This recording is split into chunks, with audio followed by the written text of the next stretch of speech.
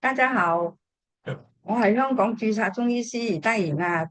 今日咧都係要同大家分享耳部按摩保健與診治。我哋今日嘅題目咧都係抑鬱焦慮症啊。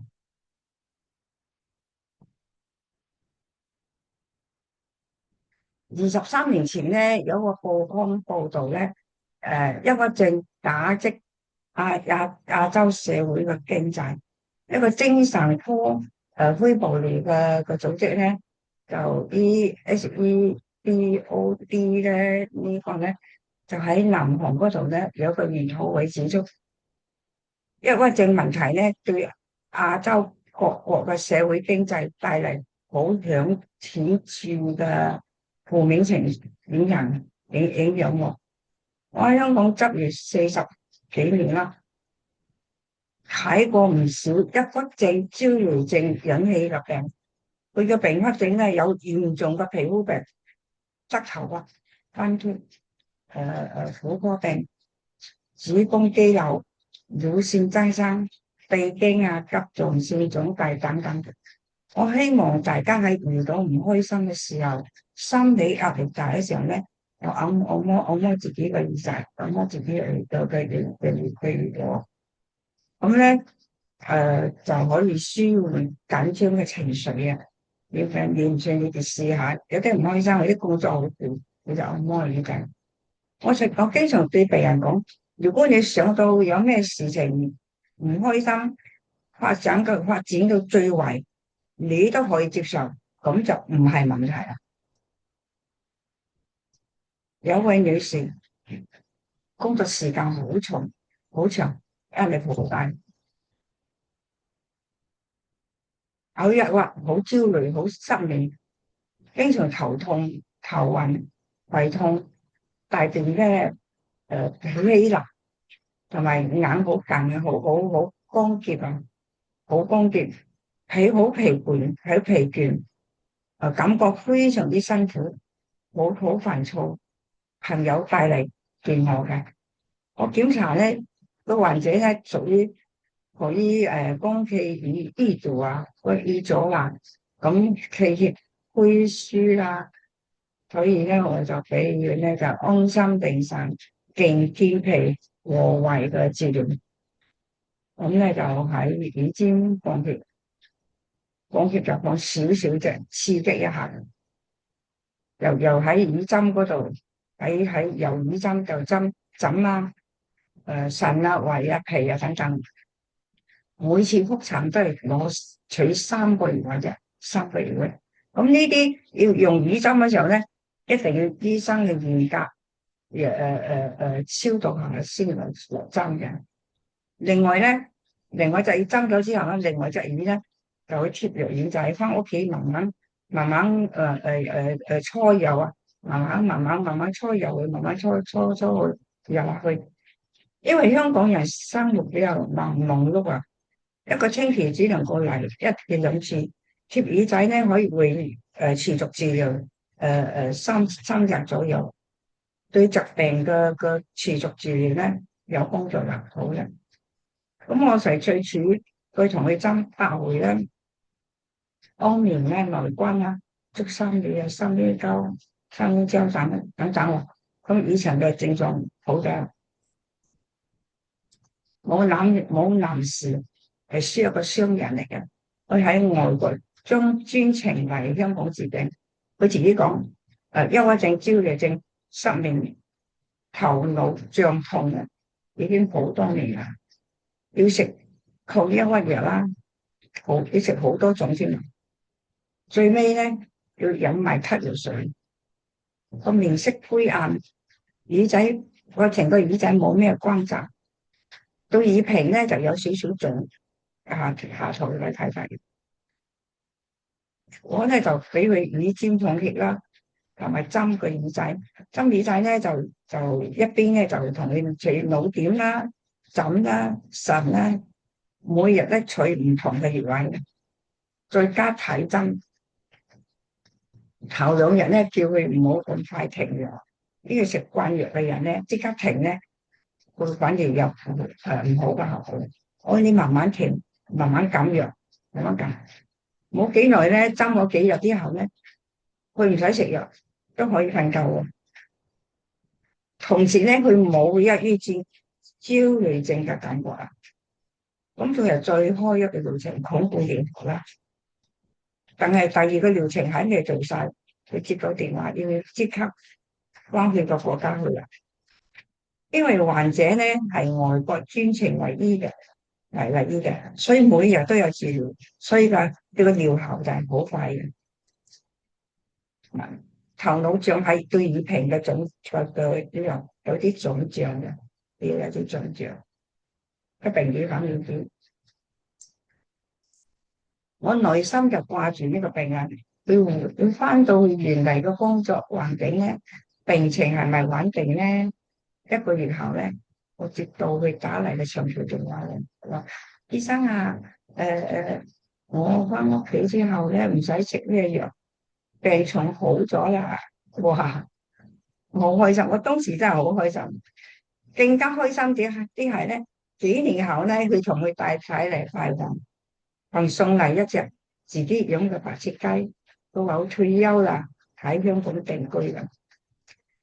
嗰日咧係我食到最鮮味嘅白切雞晚餐，好開心，好多謝。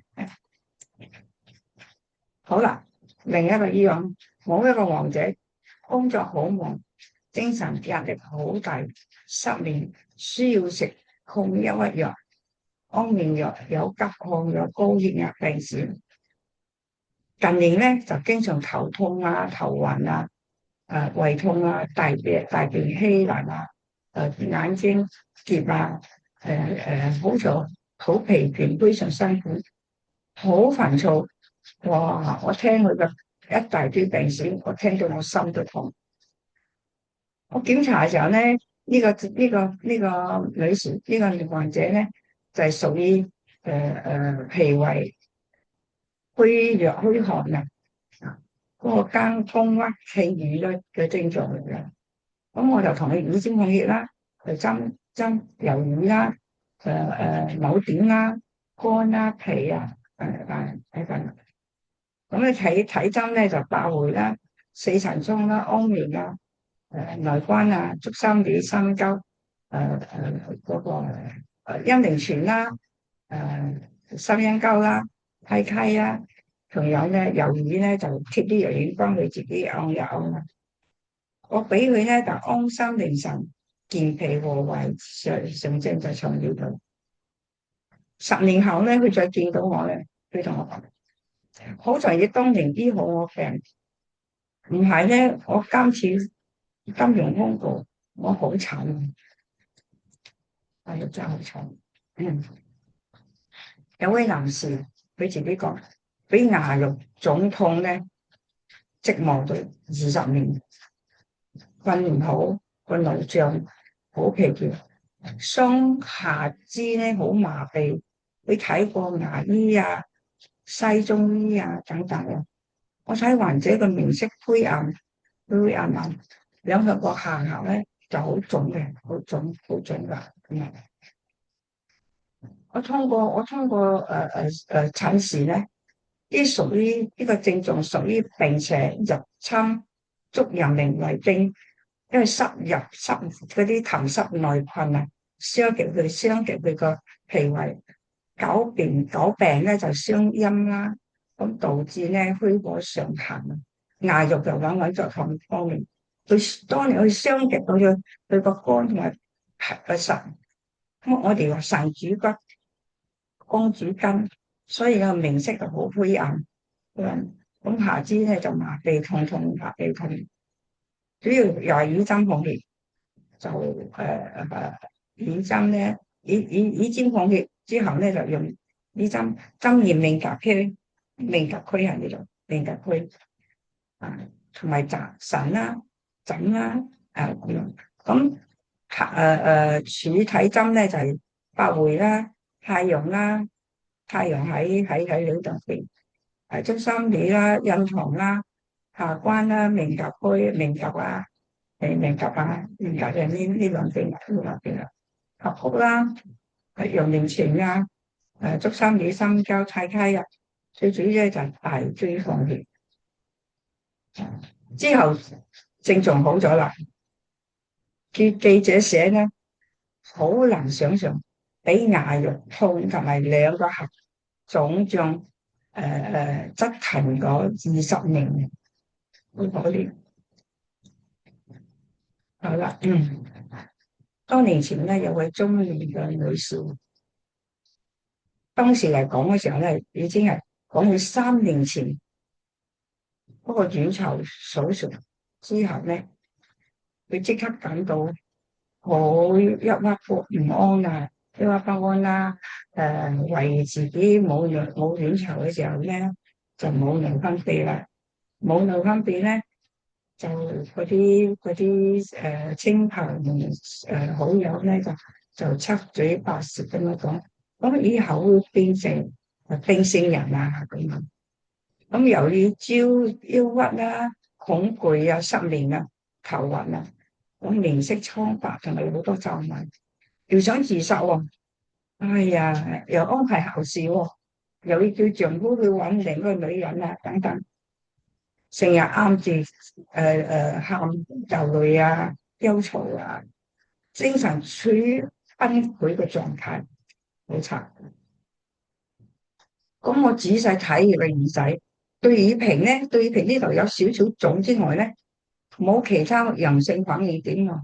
我心諗係真係卵巢切除手術咧，我就勸呢個病人，呢個患者，你去揾聯繫嘅醫生，了解你當時嘅誠實手術嘅誠實情況。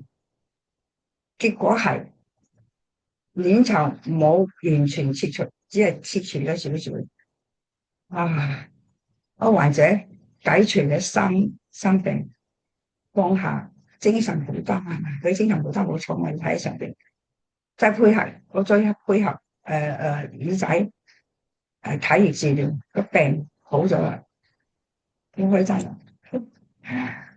耳液產治對我嘅醫療工作確實起到好大嘅幫助。國醫大師講，中醫係人心人術。醫者咧唔單有人術，仲有人生。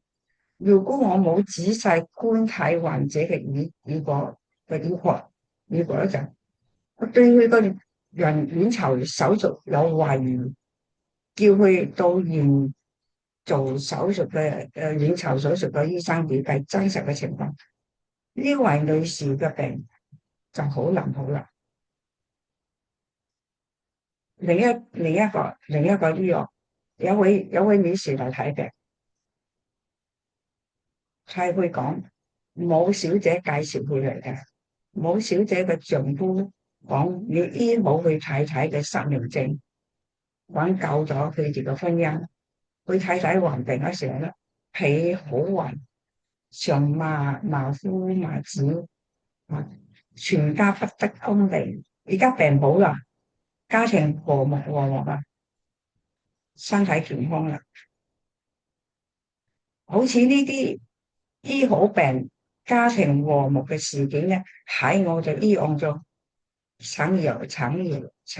常有嘅事。